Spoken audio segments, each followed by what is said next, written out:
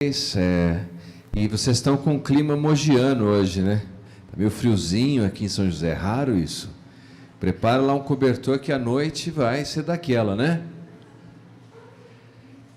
Os irmãos lá de Mogi mandam um abraço a todos.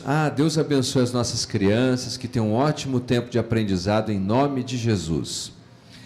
Os irmãos de Mogi mandam um forte abraço a vocês, espero que tenham a oportunidade de participar conosco da Semana Teológica, e se não, da semana toda, pelo menos prestigiar a formatura. Eu tenho acompanhado todos os passos que a professora Mônica tem dado para organizar, e olha, como diz aquela frase bem moderna, vai ser uma festa de arromba. Vai ser bonito o negócio, viu? Então Deus abençoe. A mensagem que eu quero compartilhar com os irmãos é parte de três, então eu encorajo você, se tiver oportunidade, a visitar lá o YouTube ou no Facebook, procurar as outras duas, porque vai encaixar melhor. Mas eu quero começar compartilhando com vocês um episódio na vida de Jesus, que nós consideramos como o clímax do seu ministério, o ápice do ministério de Jesus. Jesus está com seus discípulos e ele recebe um recado. O recado é que seu amigo amado Lázaro está doente, muito doente. E o pedido é que Jesus possa apressadamente ir ao encontro de Lázaro e trazer uma restauração à saúde dele. Mas você lembra bem da história. Jesus se demora ali com os discípulos. E nessa demora, por favor. Obrigado. Você tenha muitos netos, que eu sei que filhos já parou, né? Amém. Nessa demora, Lázaro acaba falecendo.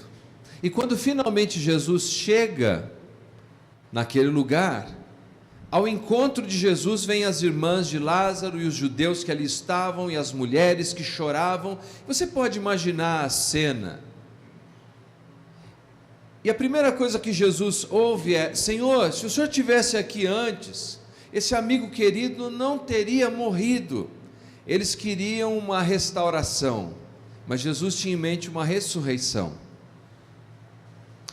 Jesus então tem uma breve conversa sobre a natureza da ressurreição e faz algo inimaginável. Ele caminha em direção ao túmulo onde está Lázaro. E ordena, ele não pede, ele ordena que tirem a pedra, ordena que abram o sepulcro.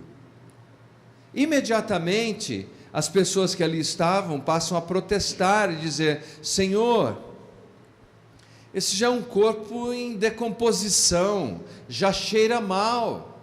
Mas quando Jesus dá uma ordem, todos obedecem, até os ventos e as tempestades. E por que aquelas pessoas não obedeceriam? E eles abrem o túmulo. Nós estamos tão acostumados com a história que nós não pensamos quão absurdo é esse momento, quão fora da nossa realidade alguém abrir um sepulcro com uma pessoa que está sepultada há 4 dias. E algo ainda mais inusitado acontece. Jesus diz: Lázaro, vem para fora. E aquele que estivera morto sai de dentro do túmulo, vivo, completamente restaurado. Eu e você sabemos que isso não acontece no dia a dia. Nós sabemos que as coisas não funcionam assim conosco. Mas quando Jesus expressa a sua expectativa, ele capacita aquele a quem ele expressa a expectativa a cumprir a sua expectativa. Quando Jesus diz ao morto: vem, a vida é infundida naquele corpo morto, a alma e o espírito retornam, e o morto atende à expectativa de Jesus. Quando Jesus diz a um cego que veja, Jesus, que é a luz do mundo, ilumina as trevas do cego e o cego vê. Quando Jesus diz a um mudo que fale, Jesus, que é o verbo da vida, coloca as palavras nos lábios dos mudos e eles falam. Ora, o que isso nos diz? que o que quer que encontremos nas Escrituras, como expectativa de Jesus para as nossas vidas, Ele nos capacitará a fazer. Ele não apenas nos diz o que fazer, o que Ele espera de nós, mas Ele nos capacita. E um assunto, uma área que nós ignoramos com frequência, é que é o desejo explícito de Deus na Escritura, que o cristão seja alguém entusiasmado em tudo o que faz. Não um entusiasmo secular, meramente emotivo, mas um entusiasmo bíblico e piedoso. Se você for na concordância, não vai encontrar essa palavra entusiasmo, a não ser na Nova Tradução na linguagem de hoje, você vai encontrar em Romanos capítulo 12. Mas você vai encontrar palavras como zelo, amor, de todo o coração, com alegria. Todos esses termos descrevem aquilo que nós conhecemos como entusiasmo. E etimologicamente, entusiasmo é Deus em nós. Se tem um povo sobre a face da terra que deve ser entusiasmado, somos nós. Se Deus então diz que é o seu desejo e Ele nos dá todos os recursos, por exemplo, Deus habita em nós porque Jesus nos dá do seu Santo Espírito. Nós temos a Escritura Sagrada que nos mostra com o que devemos estar entusiasmados, porque nós podemos nos entusiasmar com a coisa errada. Nós temos uma comunidade de fé para despertarmos e estimularmos uns aos outros às boas obras e ao entusiasmo. Nós temos pessoas que continuamente, colocadas por Deus, nos instruem na sua palavra, ou seja, no que diz respeito a Deus, tudo o que precisamos, Ele tem disponibilizado. Deus deseja que você seja alguém entusiasmado, com a sua família, com a sua carreira, com a sua fé, com a sua igreja. Mas reconhecidamente, algumas vezes nós não nos percebemos como pessoas entusiasmadas. Ou será que é só em Mogi? Você olha e fala, bom, mas se tem tudo isso, se tem essa promessa tão linda de Deus habitar em mim, de ser instruído pela Escritura, de ter uma comunidade de... por que eu não estou vendo isso em mim? Sabe, meus queridos, não podemos esquecer que nós vivemos num mundo muito perigoso, muito perigoso. Há um predador invisível e assassino que espreita a todos nós o tempo todo. Onde você vai, o predador está à sua volta, acompanha você nas suas reuniões, no seu trabalho, na igreja, naqueles ambientes que deveriam ser extremamente piedosos, até em reunião de presbitério, ele está lá no meio olhando para você. Ele está na salinha das crianças, dos adolescentes, está sempre presente, agora mesmo, aí onde você está sentado, ele sussurra no seu ouvido, no seu coração.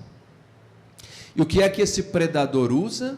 Uma das coisas que ele usa é o desencanto, o tédio com as coisas, particularmente com as coisas de Deus, para nos roubar o entusiasmo. Como disse o escritor norte-americano Ralph Emerson, nada de grandioso pode ser construído sem entusiasmo.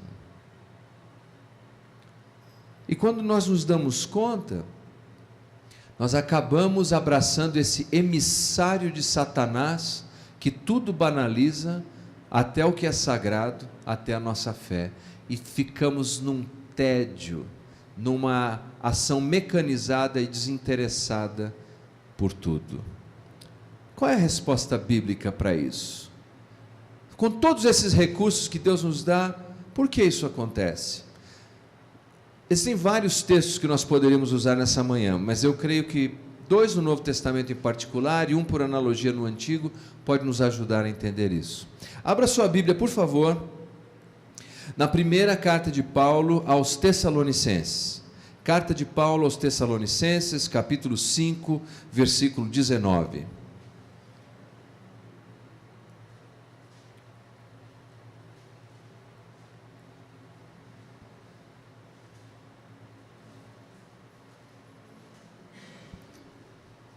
Nós vamos ler apenas esse versículo.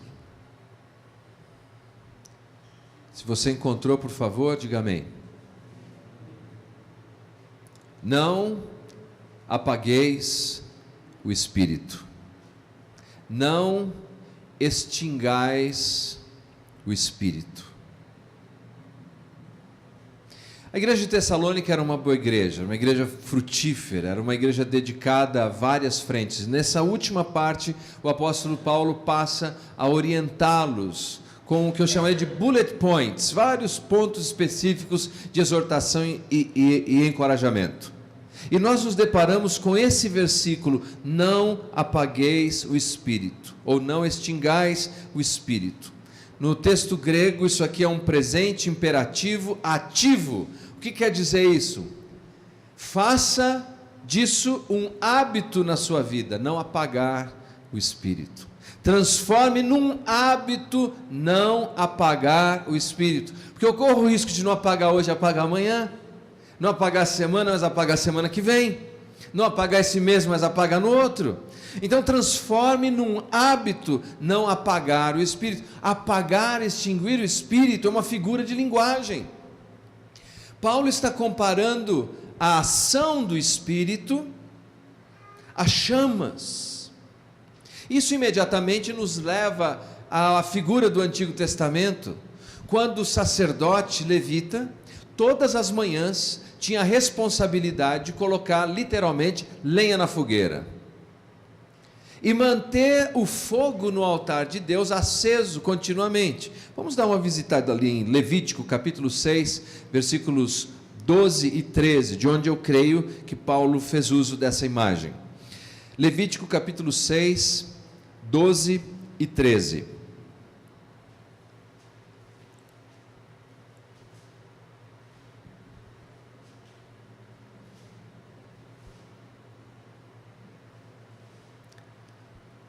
Amém? Eu espero mais um pouquinho. Levítico 6, 12 e 13. A palavra de Deus diz assim: o fogo estará sobre o altar, arderá nele, não se apagará, mas o sacerdote acenderá lenha nele cada manhã, e sobre ele porá em ordem o holocausto, e sobre ele queimará a gordura das ofertas pacíficas. O fogo arderá continuamente sobre o altar e não se apagará. O sacerdote, tendo vontade ou não, estando animado ou não, com preguiça ou não, chovendo ou não, todas as manhãs ele tinha que colocar lenha na fogueira, para que o altar onde as ofertas, os holocaustos eram apresentados, o fogo tinha que estar aceso todo dia. Pessoas viajavam até Jerusalém para oferecer as suas ofertas. Imagina chegar lá, o sacerdote acordar: hoje acabou o gás. Não é possível isso. O fogo tem que arder continuamente no altar. Mas a imagem e o paralelo com o sacerdócio do Antigo Testamento e o Novo começam a tomar nuances e diferenças. Por exemplo, no Antigo Testamento, um grupo seleto compunha o sacerdócio. No Novo Testamento, todos aqueles que creem em Jesus são sacerdotes de Deus. Todos. Nós chamamos isso de sacerdócio universal de todos os crentes. Você é tão sacerdote de Deus quanto eu. A sua oração tem tanto valor diante de Deus quanto a minha oração. Nós somos sacerdotes de Deus no Novo Testamento, amém? Mas há uma outra diferença que não podemos esquecer. Enquanto que no Antigo Testamento era responsabilidade do sacerdote providenciar o combustível para o fogo, a lenha, no Novo Testamento não. A responsabilidade do sacerdote do Novo Testamento é não apagar o fogo. Porque quem providencia o combustível do fogo no Novo Testamento é o próprio Deus. Deus é que dá o fogo no Novo Testamento. O risco no Novo Testamento é o sacerdote apagar, artificialmente apagar aquilo que Deus está fazendo sobrenaturalmente. Jogar água, areia, terra, o extintor de incêndio. Veja a primeira carta de Paulo a Tessalonicenses, mais uma vez, capítulo 4. Tessalonicenses 4, 8.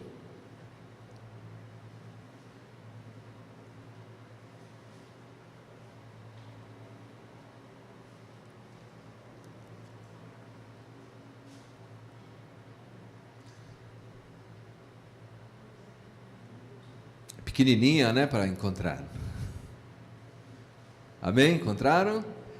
4:8 diz assim: Dessarte, quem rejeita essas coisas, e Paulo aqui tem uma série de orientações morais para a igreja, ele diz assim: quem rejeita essas coisas, não rejeita o homem, e sim a Deus, que também vos dá o seu Espírito Santo.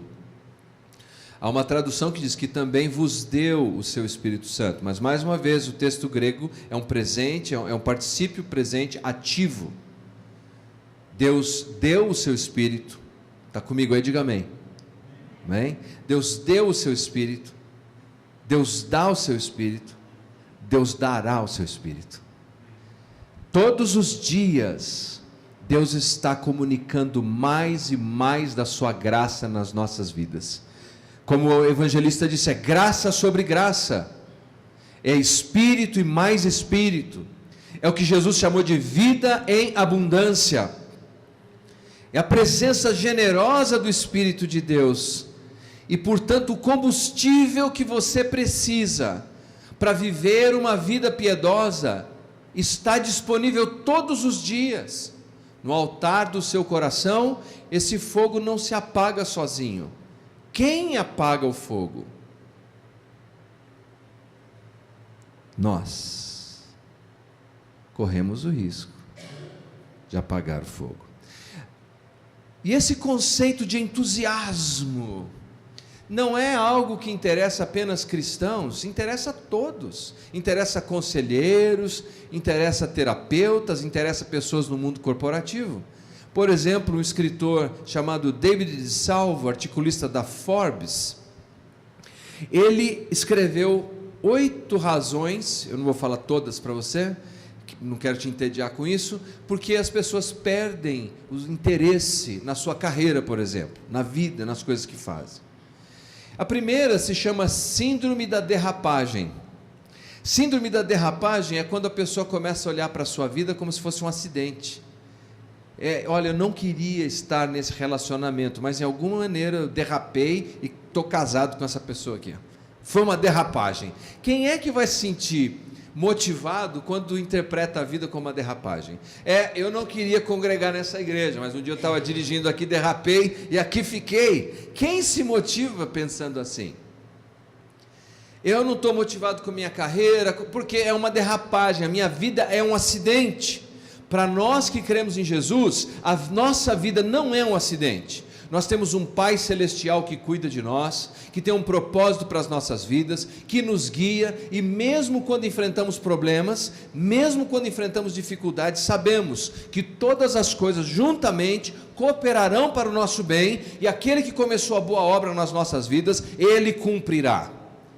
Então, esqueça a síndrome de derrapagem na sua vida. Uma outra coisa é que nós nos ocupamos demais nesses dias. A sociedade nos empurra continuamente para que estejamos extremamente ocupados. E quando estamos ocupados demais com as coisas, nós perdemos o prazer nelas. Não conseguimos desfrutar de nenhuma delas. Deixa eu te dar um exemplo. Quando eu era menino, ir a um restaurante era um evento. Era um evento num restaurante. Tinha que ser aniversário de casamento do avô, até porque aí o avô pagava a conta. Tinha que ser algo muito especial. Hoje é comum, os shoppings estão lotados aos domingos, as pessoas comendo fora, e nós não vamos para o ambiente numa atitude de celebração. Quando eu era pequeno era tão importante ir numa atitude de celebração naquele ambiente, para desfrutar de tudo, que a mãe dizia: menino, você come uma banana, hein? Antes de ir, porque eu não quero você lá desesperado comendo tudo. Então você já chegava com a barriguinha meio recheada para comer com calma. Hoje nós entramos com uma voracidade num restaurante, não é? Com uma fome que, se demorar um pouco, a gente diz: aqui está demorando demais, e viramos então a geração do fast food, tem que ser tudo rápido, não sentimos nem o sabor da comida, porque nós estamos assim, ocupados demais para desfrutarmos das coisas. A gente vai para o culto pensando na outra coisa que vai fazer, não é? Nós vamos passear no parque com a família pensando qual que é o próximo compromisso. Quem pode viver com entusiasmo e motivação assim? Um outro problema é a falta de propósito, que não é o nosso caso, porque nós temos um propósito muito claro, que é ser conformado à imagem de Jesus. Sobrecarga cognitiva. Quantos aqui têm esse pequeno companheiro? Quantos aqui? Está aí? Levanta a mão. Olha aí, nós andamos com ele. E ele produz uma sobrecarga cognitiva, derramando informação o tempo todo. O tempo inteiro nós estamos recebendo informação, ao ponto de que isso nos leva à fragmentação de foco. Quantas e quantas vezes nós estamos aqui, por exemplo, no culto, para ouvirmos a palavra, de quem mesmo que é a palavra? Não, vocês estão na dúvida, de quem que é a palavra que nós vamos ouvir? De Deus, mas essa maquininha fica chamando nossa atenção, entra uma mensagem no WhatsApp, entra uma mensagem no Messenger, e quando a gente vê, a gente não está nem conseguindo entender o que está sendo dito, porque perdemos o foco, está tudo fragmentado, e cognitivamente estamos sobrecarregados. Como é que podemos ter qualquer empolgação e motivação assim? E além disso, é o que se chama de representação midiática, que produz falsa expectativa. Lembre-se que as peças publicitárias têm um objetivo e apenas um. Qual? Vender. Ele quer convencer você que você não tem ainda aquilo, que está na hora de trocar pelo novo. E nós caímos nesse encantamento com as peças publicitárias e começamos a olhar tudo que está à nossa volta como se fosse desprezível e ruim e de baixa qualidade. Olha aquela propaganda de margarina, que família linda, é uma família tão linda que eles se movimentam em câmera lenta, o cachorro deles é fantástico, porque parece que os 50% que faz sujeira nem funciona, limpo, pelo leve, olha o marido, olha que sorriso, olha aquela mulher, aquilo é uma família. E o mesmo acontece em todas as áreas, em termos de igreja, em termos de pregador, em termos de carreira, e nós vamos naquele encantamento midiático, e perdemos o nosso entusiasmo com aquilo que é real, que Deus nos confiou e colocou em nossas mãos. Bom, mas e a Bíblia? O que a Bíblia tem a dizer objetivamente sobre aquilo que pode apagar o fogo do Espírito? Abra em Efésios capítulo 4, que é um texto paralelo. Paulo está ensinando a mesma coisa, mas com uma outra linguagem. Efésios 4:30.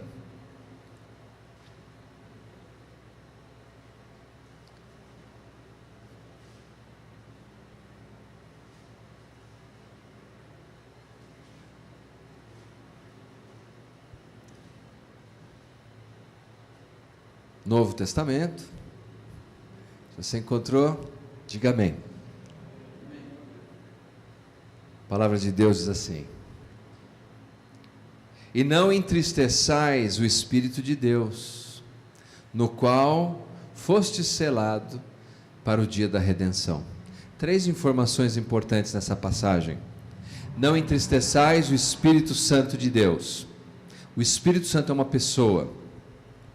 Se nós ficássemos apenas com o texto de Tessalonicenses, poderíamos ter a errônea impressão de que o Espírito é uma energia, é uma força, é uma chama. Mas Paulo ali usava uma figura de linguagem. Aqui Paulo usa uma linguagem objetiva e diz: não entristeça o Espírito Santo. É entristecer porque o Espírito é uma pessoa. E como uma pessoa, existem coisas que alegram o Espírito, existem coisas que entristecem o Espírito.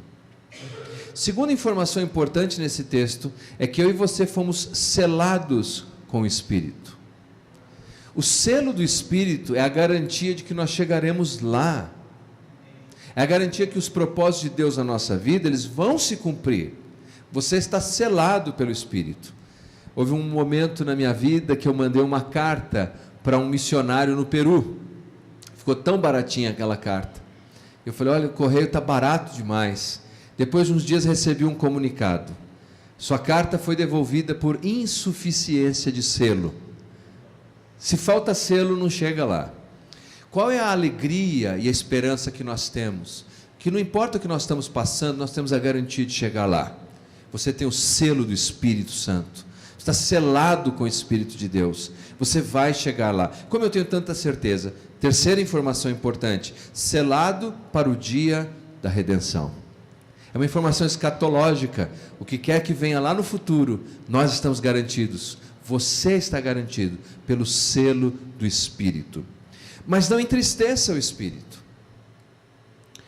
Não entristecer como? Bom, no capítulo 4, versículo 25, eu vou citar rapidamente alguns textos, depois você lê com calma. Veja quais são as coisas que entristecem o Espírito. Versículo 25, mentira. Por isso, deixando a mentira, fale cada um a verdade. Queridos, mesmo entre crentes, não joseenses, em outros lugares, há pessoas que mentem, continuamente. E quando você serve a Jesus, mente, você entristece o Espírito. E isso é equivalente a apagar o fogo do Espírito. Quando você começa a mentir, você vai perder o entusiasmo na sua vida. Versículo 26, irai-vos e não pequeis. Ira descontrolada. Há crente que não sabe lidar com a ira. É violento, é agressivo, é verborrágico, ofensivo, quebra coisa, xinga no trânsito, dá acenos com as mãos no trânsito, que não me é lícito reproduzir aqui. Quando fazemos assim, entristecemos o Espírito. Versículo 28, aquele que furtava não furte mais. Tem crente que toma o que é do outro, pega e não devolve, pega sem autorização, fica como se fosse dele. Quando fazemos assim, entristecemos o Espírito. Versículo 29, não saia da vossa boca nenhuma palavra torpe, linguagem reprovável. O que você diz envenena o ambiente em que você está, contamina as pessoas que estão à sua volta, desencanta quem está ao seu redor e entristece o Espírito Santo. Cuidado com a sua linguagem. Quando você fica falando bobagem, repetindo palavras assim, você está entristecendo o Espírito de Deus. Não me admira que nós acabemos vivendo uma vida sem entusiasmo, porque incorremos nesse tipo de comportamento. Versículo 31, longe de vós toda amargura. É inevitável na vida o desapontamento com o outro. Nós já nos desapontamos com pessoas. Tem gente que nos ofende, nos machuca profundamente, mas nós não podemos permitir que isso se torne uma raiz de amargura, porque quando se torna uma raiz de amargura, nós entristeceremos o Espírito de Deus e perderemos o entusiasmo nos nossos relacionamentos. Versículo 32, antes sede uns para com outros benignos, perdoando-vos uns aos outros. Falta de perdão. Atenção, quem é a pessoa a quem você precisa perdoar? Porque a falta de perdão vai roubar o seu entusiasmo. A falta de perdão vai entristecer o Espírito. A falta de perdão apaga o fogo. Capítulo 5, versículo 3, diz assim: mas a impudicícia e toda sorte de impureza, imoralidade sexual. Eu não preciso desenhar isso no nosso ambiente, mas quando um cristão se envolve com qualquer tipo de imoralidade sexual, ele está entristecendo o Espírito e ele está perdendo o entusiasmo. Versículo 5, sabei isto, nem o incontinente ou impuro ou avarento, avareza, mão de vaquice exagerada, mata o entusiasmo do Espírito. Quando nós estamos entusiasmados com Deus, pense se não é tudo o contrário disso, não é? Nós perdoamos livremente, nós somos generosos livremente. Eu me lembro que no início da minha fé, tinha dia que eu tinha alegria de esvaziar minha carteira, senti feliz de ir embora com a carteira vazia, porque tinha sentido aquele desejo de fazer isso. E você acha que isso me roubava entusiasmo? Não, me dava mais entusiasmo. Perdoar, dizer palavras de encorajamento. É isso que nós precisamos resgatar. Evitar aquilo que apaga o fogo do Espírito em nós. Como é que está a sua vida?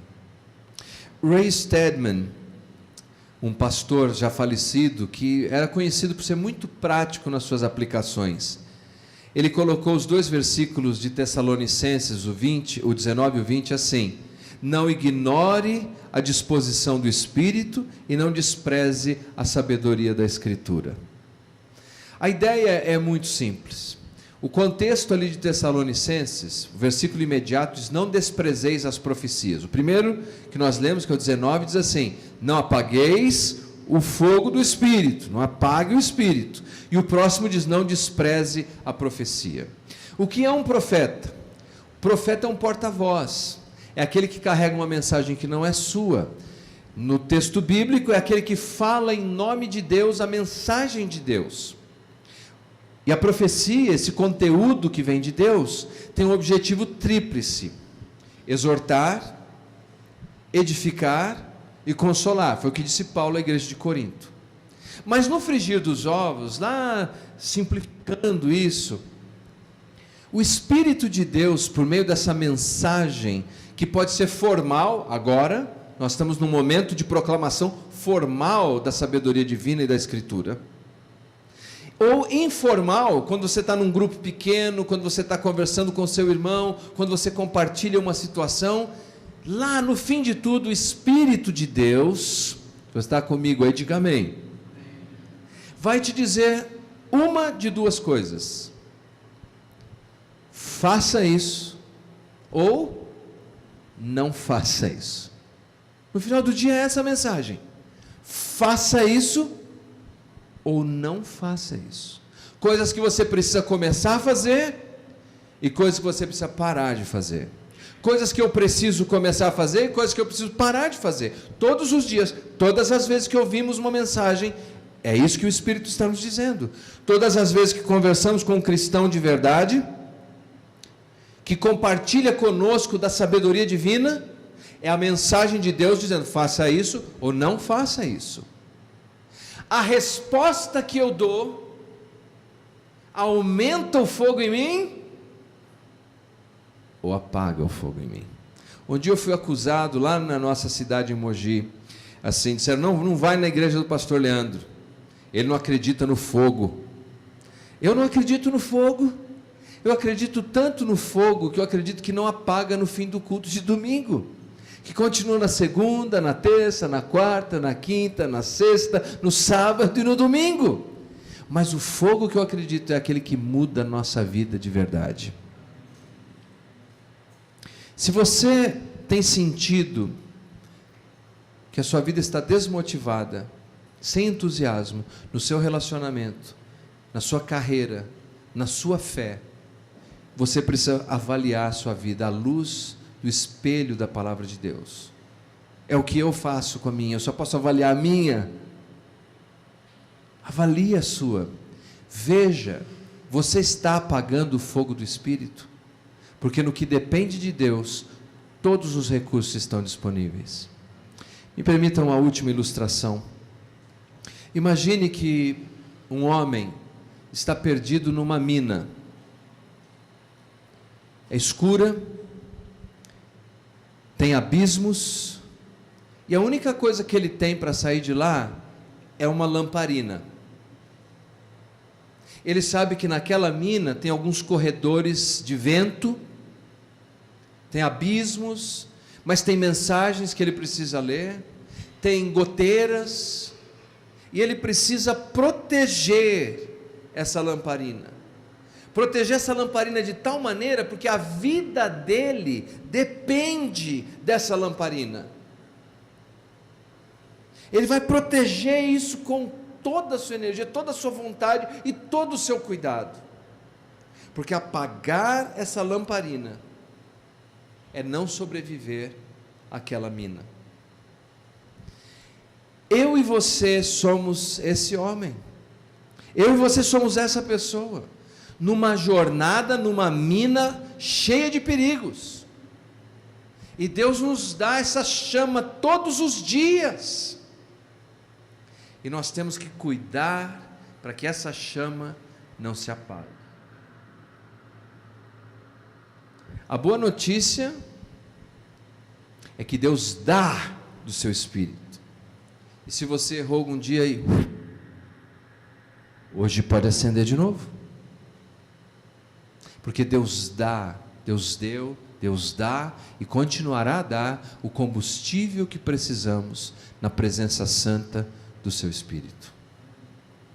Mas nós precisamos responder à Escritura com submissão e humildade. Vamos nos colocar em pé e vamos orar nesse momento.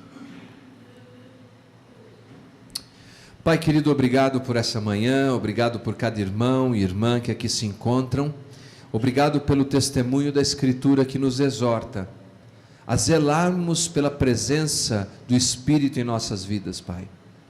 Ajuda os meus irmãos e irmãs, ajuda-nos, Senhor, a pensarmos aquelas áreas das nossas vidas que precisam ser corrigidas, Pai.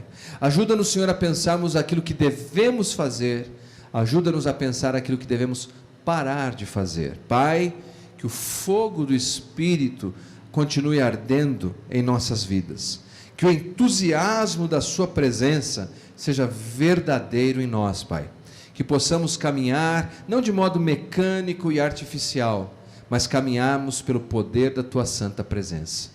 Em nome de Jesus, Pai, eu oro com os meus irmãos e te agradeço. Amém, Senhor. Amém. Você recebe a palavra de Deus nessa manhã?